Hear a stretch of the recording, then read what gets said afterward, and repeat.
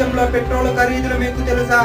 పాకిస్తాన్ 26 రూపాయలు, బంగ్లాదేశ్ 22 రూపాయలు, క్యూబా 19 రూపాయలు, ఇటలీ 14 రూపాయలు, నేపాల్ 34 రూపాయలు, బర్మా 30 రూపాయలు, ఆఫ్ఘనిస్తాన్ 36 రూపాయలు, శ్రీలంక 34 రూపాయలు. కానీ భారతదేశం 70 రూపాయలు.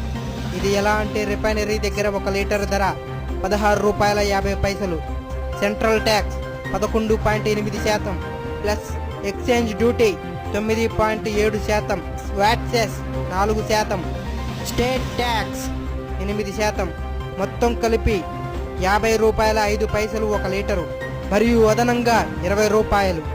ఈ అదనంగా వసూలు చేస్తున్న 20 రూపాయలకి భారత ప్రభుత్వం దగ్గర వివరణ లేదు. ముఖేష్ అంబానీ కొత్తగా నిర్మించుకున్న బహుళ అంతస్తుల భవనం కట్టడానికి 7 సంవత్సరాలు పట్టింది. ఈ చిన్న భవనం ఆయన జీవిత భాగస్వామి యొక్క పుట్టినరోజు కానుక. ఈ భవంతి యొక్క మొత్తం విస్తీర్ణం 4 లక్షల చదరపు అడుగులు, 27 అంతస్తులు, 9 లిఫ్టులు, 3 హెలీప్యాడ్స్, 1 సినిమా హాల్, 1 వ్యాయామశాల, 1 ఉద్యానవనం మరియు 168 4 చక్రాల వాహనములు నిలుపుటకు సరిపడ ప్రదేశం, 600 గదులు, 600 మంది పనివాళ్ళు. ఇది ఒకే ఒక కుటుంబంతో నివసిస్తున్న ప్రపంచంలో అతిపెద్ద ఇల్లు. మొత్తం ఖర్చు 4700 కోట్లు. ఈ మధ్య కాలంలోనే ఈ కొత్త ఇంట్లోకి ప్రవేశించారు. మొత్తం 3 పిల్లలు ఆయన జీవిత భాగస్వామి. ఈ ఇంటి యొక్క మొదటి నెల కరెంటు బిల్లు 71 లక్షలు. ఇది నమ్మశక్యం. భారతదేశం ఈ పేద కుటుంబంకి ప్రభుత్వం కరెంటు బిల్లులో రాయితీలు కూడా ఇస్తుంది. బలిసిన వారికి ఎరుపు తివాచీలు.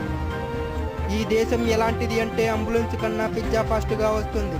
కారు లోన్ 7%, ఎడ్యుకేషన్ లోన్ 12%, బియ్యమేమో కిలో 40 రూపాయలు, మరి సిమ్ కార్డు ఏమో ఉచితం.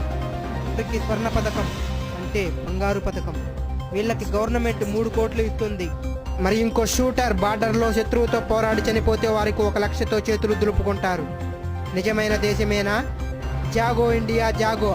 దయచేసి అందరి భారతీయులకు పంపించండి. జోక్స్ రోజు ఎవరికో ఒకరికి పంపిస్తాం. దయచేసి దీనిని షేర్ చేయండి.